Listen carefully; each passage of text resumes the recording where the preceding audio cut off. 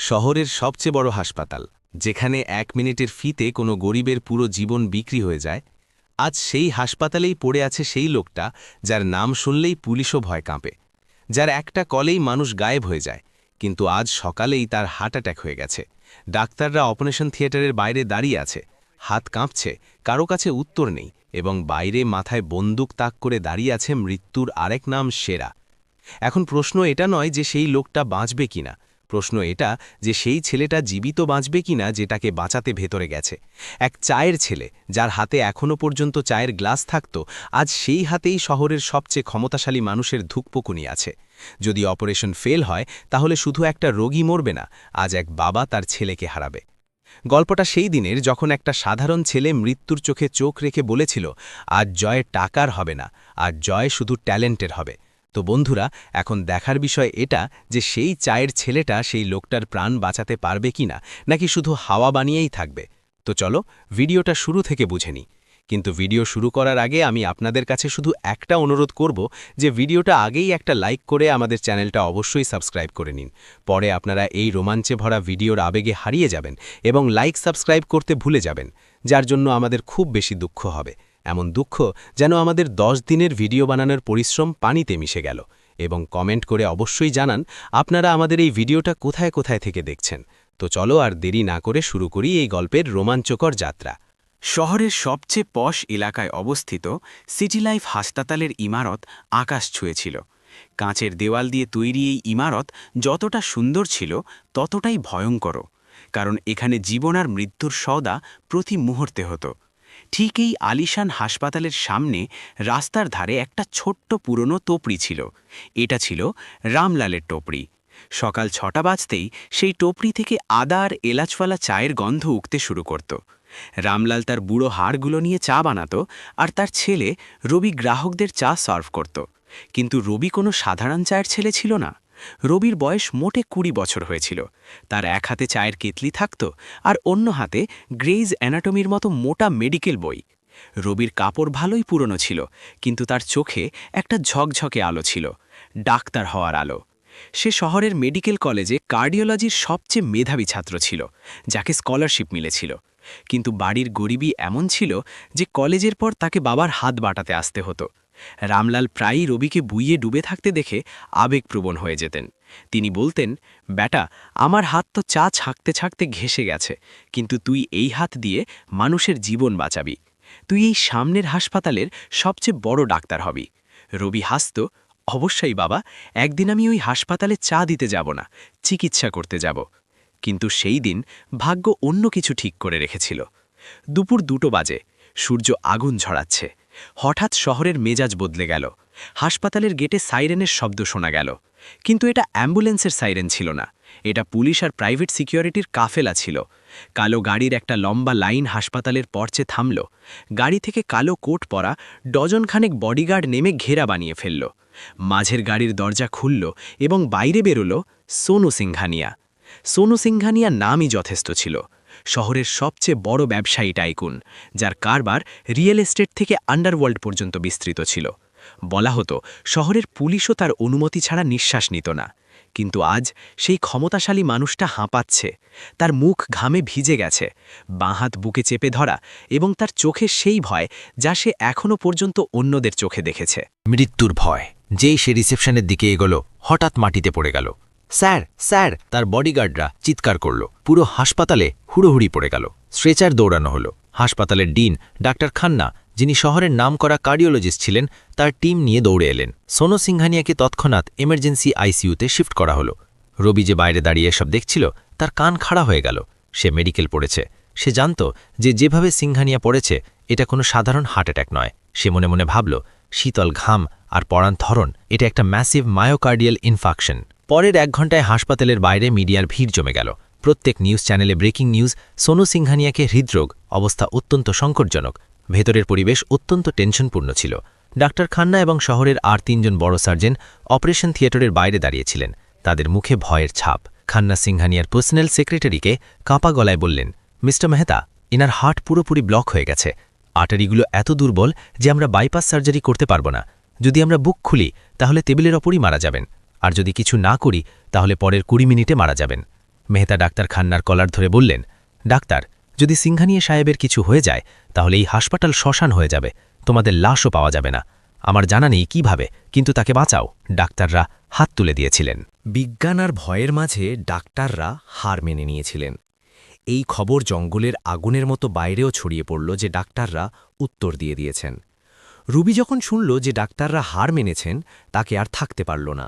সে জানত মেডিকেল সায়েন্সে সবসময় একটা পথ থাকে, শুধু খুঁজে বের করার লোক লাগে। সে তার চায়ের অ্যাপ্রন করলে ফেলল, তার বইগুলো কাউন্টারে রাখল এবং বাবার দিকে তাকালো। বাবা, আমাকে যেতে হবে। রামলাল ভয়ে জিজ্ঞেস করলেন, কোথায়? ওখানে ভেতরে? পাগল হয়ে গেলি নাকি রবি? ওরা তোকে মেরে ফেলবে। বাবা, যদি আজ আমি চেষ্টা না করি তাহলে আমার সব পড়াশোনা বৃথা, আর সেই মানুষটা মরে যাবে। রবি দৌড়ালো। সে সিকিউরিটি গার্ডদের চালাকি দিয়ে হাসপাতালের কাচের দরজা পার হয়ে গেল। রিসেপশনে তখন তুমুল হট্টগোল। রবি সোজা রিসেপশনিস্টের কাছে পৌঁছালো। তার নিঃশ্বাস ফুলছিল। সোনু সিংহানিয়া কোন রুমে? রবি জয়ে জিজ্ঞেস করল। রিসেপশনিস্ট যে ফোনে চিৎকার করছিল, সে রবির সাধারণ কাপড় আর এলোমেলো চুল দেখে তাকে ওপর থেকে নিচ পর্যন্ত দেখল। তোমার কি কাজ? তুমি কে?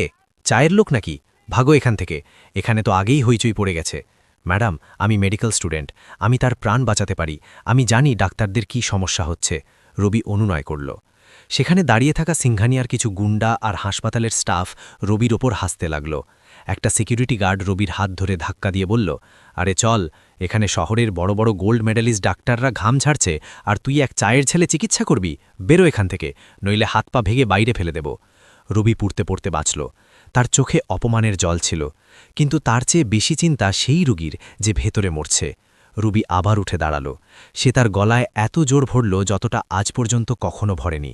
Doctor Khanna retrograde percutaneous coronary intervention করতে ভয় পাচ্ছেন, কারণ তাদের মনে হচ্ছে আর্টারি ফেটে যাবে, কিন্তু আমি জানি কিভাবে তা না ফাটিয়ে করতে হয়।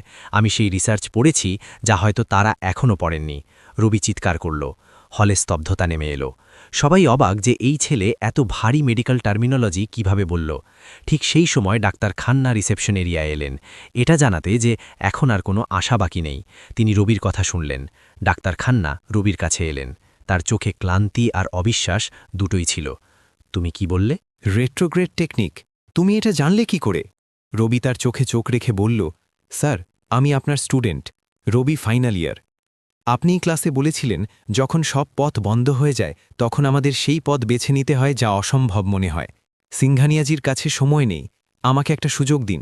ঠিক তখনই সিংঘানিয়ার রাইট হ্যান্ড, এক ভয়ঙ্কর লোক যার নাম সেরা, এগিয়ে এলো। সেরা গর্জন করে বলল, ডাক্তার সাহেব, যদি এই ছেলে বলছে যে এটা করতে পারে তাহলে একে ভেতরে যেতে দিন। কিন্তু শোনো এই হিরো, সেরা রবির চোখে চোখ রেখে বলল, যদি বসের গায়ে একটা আঁচড়ও লাগে বা তোর জন্য তার প্রাণ যায়, তাহলে আমি তোর বাবাকে তোর লাশের টুকরো গিফট পাঠাবো এবং তোকে তর্পিয়ে মারব। মঞ্জুর? হলে উপস্থিত প্রত্যেকের নিঃশ্বাস থেমে গেল। রামলাল, যিনি কাচের দরজার বাইরে দাঁড়িয়েছিলেন, এটা দেখে চিৎকার করতে চাইলেন, কিন্তু গলা থেকে আওয়াজ বেরোল না। রবি একটা গভীর নিঃশ্বাস নিল। তারপর সেরার চোখে এবং তারপর ডাক্তার খান্নার দিকে তাকিয়ে বলল, মঞ্জুর, কিন্তু যদি আমি তাকে বাঁচিয়ে ফেলি তাহলে আপনারা আমার কাজের মাঝে আসবেন না। ডাক্তার খান্নাকে এটা পাগলামি মনে হচ্ছিল, কিন্তু তার কাছে কোনো বিকল্প ছিল না। ঠিক আছে, ডাক্তার খান্না বললেন, একে স্ক্র্যাপ করতে নিয়ে যাও। যদি এ মরতে চায় তাহলে একে চেষ্টা করতে দাও। রবিকে অপারেশন থিয়েটারের দিকে নিয়ে যাওয়া হলো। দরজা বন্ধ হয়ে গেল। এখন এটা শুধু একটা সার্জারি ছিল না, বরং একটা তামাশা ছিল। এক চায়ের ছেলে আর মৃত্যুর মধ্যে লড়াই। কিন্তু রবির মাথায় অন্য কিছু চলছিল। সে হার্ট সম্পর্কে একটা প্রাচীন এবং দুর্লভ টেকনিক জানত, যার উল্লেখ সে একটা রাশিয়ান মেডিকেল জার্নালে পড়েছিল, যা আজ পর্যন্ত ভারতে কেউ ট্রাই করেনি। রবির এই দাও সঠিক প্রমাণিত হবে কি, নাকি আজ হাসপাতালের মেঝেতে সিংঘানিয়ার সঙ্গে রবির লাশও পড়ে থাকবে? অপারেশন থিয়েটারের লাল বাতি জ্বলে উঠল। খেলা শুরু হয়ে গেছে। সেখানে শুধু মেশিনের বিপ বিপ আর এয়ার কন্ডিশনারের ধীর শব্দ শোনা যাচ্ছিল। রবি তার হাত স্ক্র্যাপ করল এবং সবুজ রঙের সার্জিক্যাল গাউন পরল। কাল পর্যন্ত যে ছেলে তার টপুরিতে নোংরা গ্লাস ধুয়েছে, আজ সে শহরের সবচেয়ে দামি হাসপাতালের ওটি নাম্বার 1-এ দাঁড়িয়ে। ফর্ক শুধু এতটাই যে আজ তার হাতে চায়ের গ্লাস নয়, বরং একটা মানুষের জীবনের ডোর। ভেতরের দৃশ্য ভয়ঙ্কর ছিল। সোনু সিংঘানিয়া স্ট্রেচারে পড়েছিলেন এবং তার বিশাল শরীর এখন নিষ্প্রাণ মনে হচ্ছিল। মনিটরে তার হার্টবিট খুব ধীর এবং অনিয়মিত চলছিল। ডাক্তার খান্না এবং তার টিমের 3 জন সিনিয়র সার্জন সেখানে আগে থেকেই ছিলেন। তারা রবিকে এমনভাবে দেখলেন যেন সে কোনো এলিয়েন। এটা পাগলামি, একজন সিনিয়র সার্জন ডাক্তার মেহরা রাগে বললেন, ডাক্তার খান্না, আমরা কি সত্যিই এক চায়ের ছেলেকে এই সার্জারি করতে দেব? যদি সিংহানিয়া টেবিলে মারা যান, সেই গুন্ডা আমাদের সবাইকে জ্যাত্ত পুড়িয়ে মারবে। এই ছেলে তো মরবেই, আমাদেরও ডুবিয়ে দেবে। ডাক্তার খান্নার মুখ ঘামে ভিজে গেছে, যদিও ঘরের তাপমাত্রা 18 ডিগ্রি ছিল। তিনি রবির দিকে তাকালেন। এখনও সময় আছে, পিছিয়ে যাও। এটা কোনো বইয়ের পাতা নয়, এটা আসল জীবন। এখানে ব্যাকস্পেসের বোতাম থাকে না। রবি একটা লম্বা নিঃশ্বাস নিল। তার হৃদয় জোরে জোরে ধুকপুক করছিল, কিন্তু তার হাত একদম স্থির ছিল। সে তার চোখ বন্ধ করল এবং এক মুহূর্তের জন্যে তার বাবার মুখ মনে করল। তুই ডাক্তার হবি রবি? সে চোখ খুলল। স্ক্যারপেল? নার্স হাত বাড়িয়ে ডাক্তার খান্নার দিকে তাকালো। ডাক্তার খান্না অনিচ্ছায় মাথা নাড়লেন। রবির হাতে সার্জিক্যাল ছুরি এলো। রবির কাছে গিয়ে অবস্থা পর্যবেক্ষণ করল। অ্যাঞ্জিওগ্রাফির স্ক্রিনে স্পষ্ট দেখা যাচ্ছিল যে সিংহানিয়ার লেফট মেইন করোনারি আর্টারি পুরোপুরি ব্লক। এটা সেই জায়গা যাকে মেডিকেল ভাষায় উইডো মেকার বলে, কারণ এখানে ব্লকেজ হলে বেঁচে থাকার আশা প্রায় শূন্য।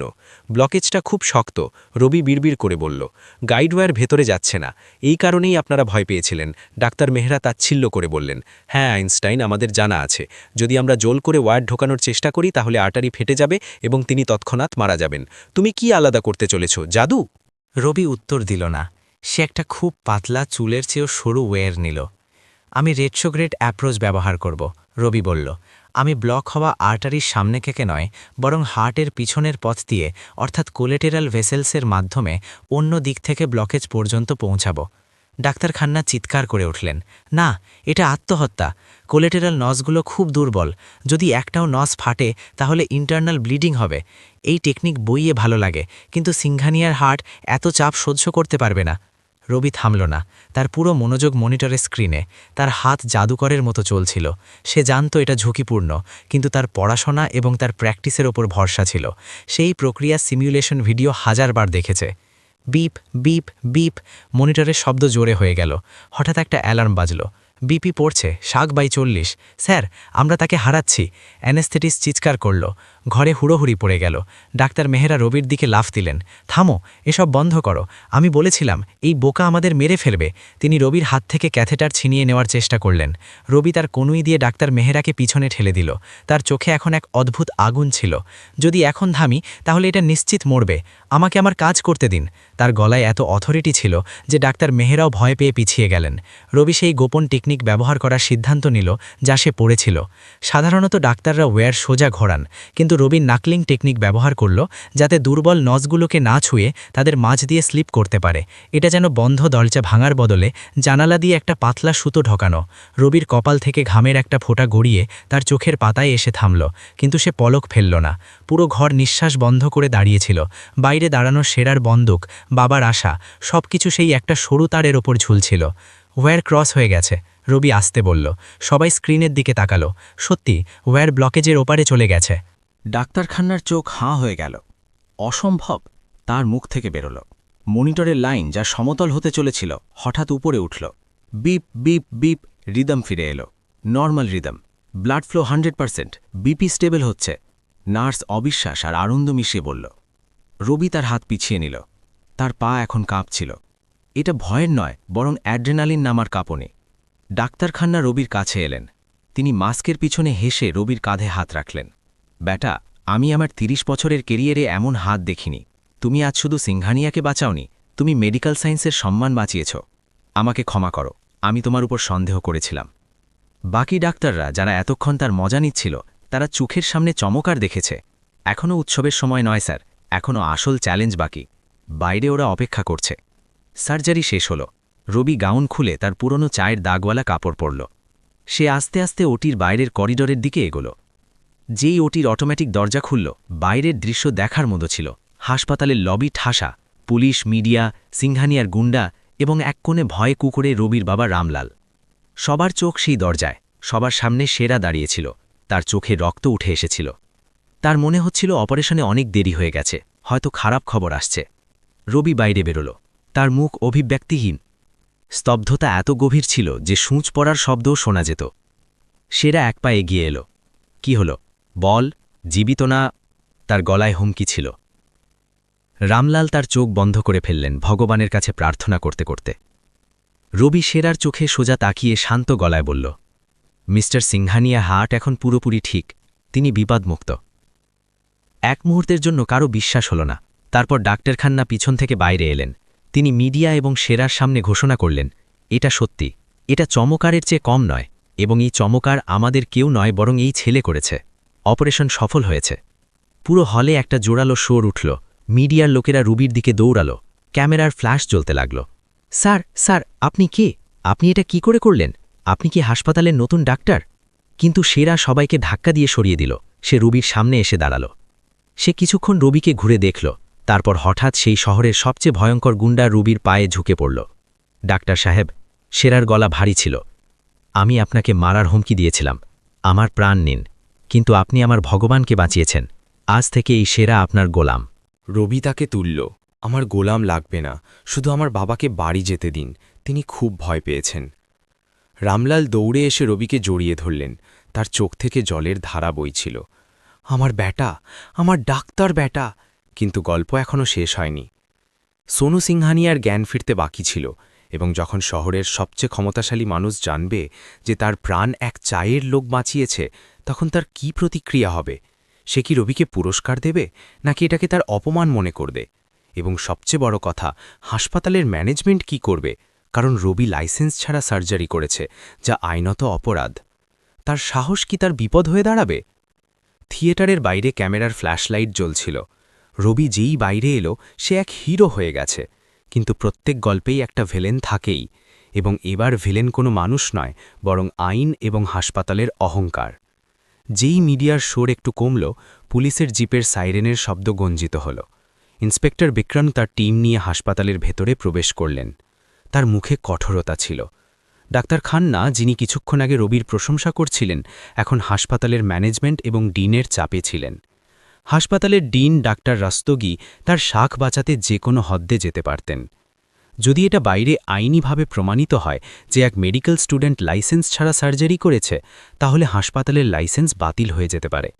ইন্সপেক্টর বিক্রম রবির কাছে এসে বললেন, রবি কুমার। রবি মাথা নাড়ল। জি স্যার। তোমাকে গ্রেফতার করা হচ্ছে। ইন্সপেক্টর হাতকড়ি বের করতে করতে বললেন। ভিড়ে স্তব্ধতা নেমে এলো। রামলাল দৌড়ে এসে ইন্সপেক্টরের পায়ে পড়লেন। সাহেব, আমার ছেলে প্রাণ বাঁচিয়েছে, এ কোনো অপরাধী নয়, এ তো ভগবানের কাজ করেছে। ইন্সপেক্টর রামলালকে তুলতে তুলতে বললেন, বাবা, আমরা জানি, কিন্তু আইন আবেগ দিয়ে চলে না। এ ইন্ডিয়ান মেডিকেল কাউন্সিল অ্যাক্ট লঙ্ঘন করেছে। ডিগ্রি এবং লাইসেন্স ছাড়া সার্জারি করা গুরুতর অপরাধ।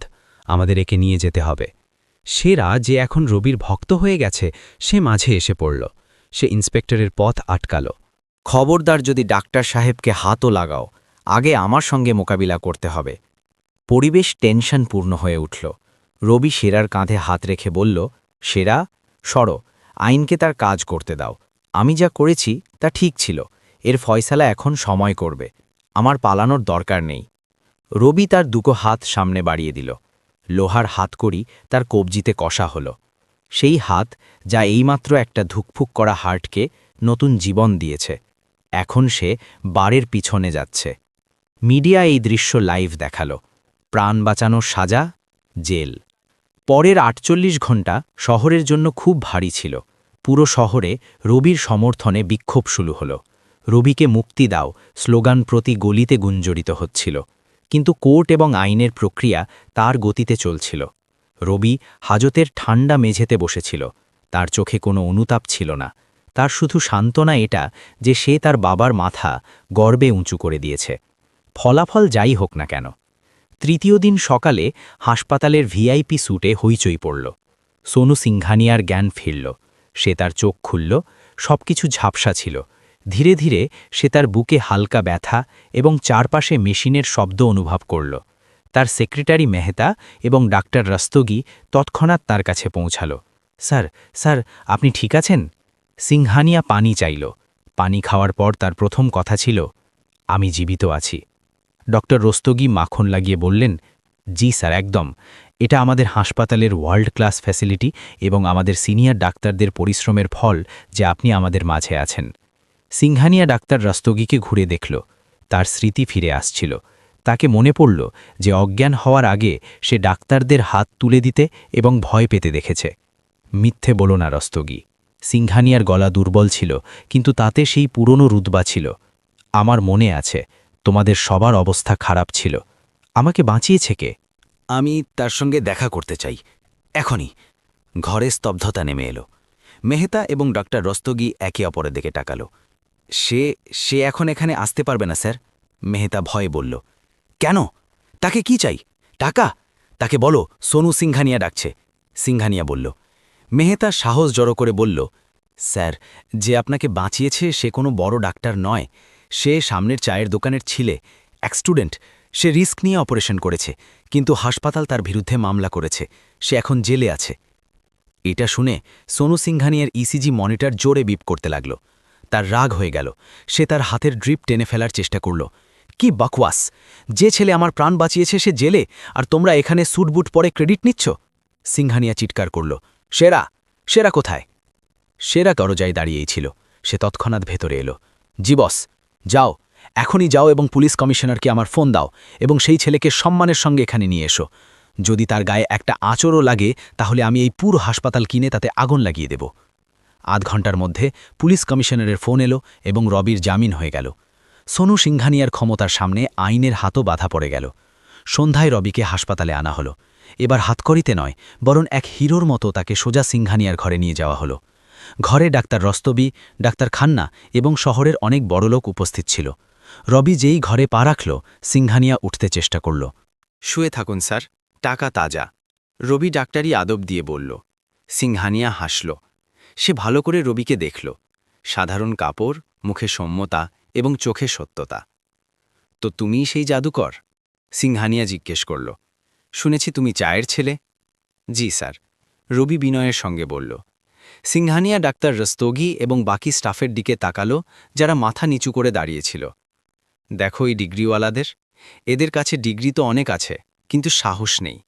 আর তোমার কাছে ডিগ্রি ছিল না, কিন্তু সাহস ছিল। ব্যবসা এবং জীবন দুটোই সাহস দিয়ে চলে, কাগজের টুকরো দিয়ে নয়। সিংহানিয়া রবির হাত তার হাতে নিল। তুমি আমাকে নতুন জীবন দিয়েছ। আমি এর দাম তো দিতে পারবো না, কিন্তু আমি তোমাকে একটা সুযোগ দিতে চাই। রবি, আমার একটা ফার্মাসিউটিক্যাল কোম্পানি আছে এবং আমি শহরে একটা নতুন মাল্টি স্পেশালিটি হাসপাতাল চেইন শুরু করতে চলেছি। আমি চাই তুমি সেই কোম্পানির সিইও হও। তুমি তোমার পড়াশোনা শেষ করো, যা খরচ হবে আমি তুলব, কিন্তু সেই কোম্পানির তোমার চিন্তা, তোমার সততা এবং তোমার মতো উৎসাহের দরকার। সেখানে দাঁড়িয়ে থাকা সবাই অবাক হয়ে গেল। এক স্টুডেন্টকে সোজা সিইও? রবি হতবাক। স্যার, আমার কিন্তু ব্যবসার কোনো অভিজ্ঞতা নেই, আমি শুধু ডাক্তার হতে চাই। সিংহানিয়া হাসল। ব্যবসা আমি শিখিয়ে দেব, তুমি শুধু মানবতা জীবিত রেখো। আজকের যুগে ডাক্তার তো অনেক আছে, কিন্তু হিলার কম। আমার তোমার উপর ভরসা আছে। রবির চোখে জল এসে গেল। সে পিছন ফিরে দেখল। দরজায় তার বাবা রামলাল দাঁড়িয়েছিলেন। তার বুক গর্বে ফুলে উঠেছে। আজ তার স্বপ্ন শুধু পূর্ণ হয়নি, বরং তার কল্পনার চেয়েও বড় হয়ে গেছে। 6 বছর পর শহরের মাঝখানে একটা বিশাল ইমারত দাঁড়িয়েছিল, রামলাল মেডিসিটি। এটা শহরের সবচেয়ে আধুনিক হাসপাতাল ছিল, যেখানে গরিবদের চিকিৎসা বিনামূল্যে হতো। একটা আলিশান কেবিনে স্যুটবুট পরা এক যুবক বড় রিভলভিং চেয়ারে বসে ফাইলগুলোতে সই করছিল। নেম প্লেটে লেখা ছিল ডক্টর রবি কুমার, সিইও এবং ম্যানেজিং ডিরেক্টর। ঠিক তখনই ইন্টারকম বাজল। স্যার, মিটিংয়ের জন্য সবাই প্রস্তুত। আমি আসছি, রবি বলল। সে তার চেয়ার থেকে উঠল এবং জানালার কাছে গেল। সেখান থেকে তাকে রাস্তার ওপারে পুরনো জায়গাটা দেখা যাচ্ছিল। সেখানে এখন আর সেই পুরনো টপরি নেই, বরং একটা সুন্দর টি ক্যাফে, যা তার বাবা চালান, শখের জন্য, বাধ্য হয়ে নয়। রবি হাসল। সে তার কোটের বোতাম লাগালো এবং বাইরে বেরিয়ে গেল। সে দুনিয়াকে দেখিয়ে দিয়েছে যে মানুষের পরিচয় তার কাপড়ে বা তার বাবার স্ট্যাটাসে নয়, বরং তার যোগ্যতা এবং তার সাহসে হয়। যে শহর কোনোদিন তাকে এবং তার বাবাকে ঘৃণার চোখে দেখত, আজ সেই শহরই তাদের সম্মানে মাথা নত করে।